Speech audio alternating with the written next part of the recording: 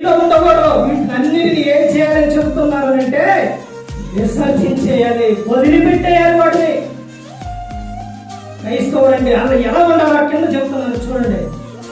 ఒకరి ఎడల ఒకడు దయగలిగి కరుణామయులై క్రీస్తునందు దేవుడు మిమ్మును క్షమించిన ప్రకారం మీరు ఒకరినొకరు క్షమించుడి అని చెప్తున్నారు. ఏం కలిగి ఉండాలంటే దయగలిగి ఉండాలి, దయగలిగి ఉండాలి.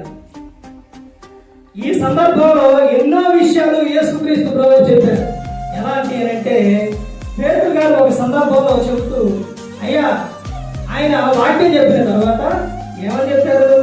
పేతురు గారు రాసిన పత్రిక 3వ అధ్యాయంలో ఉంటుంది. ఆయన వస్తానయ్యా, మీరు ఎలా ఉండాలి? జాగ్రత్త కలిగి ఉండాలి.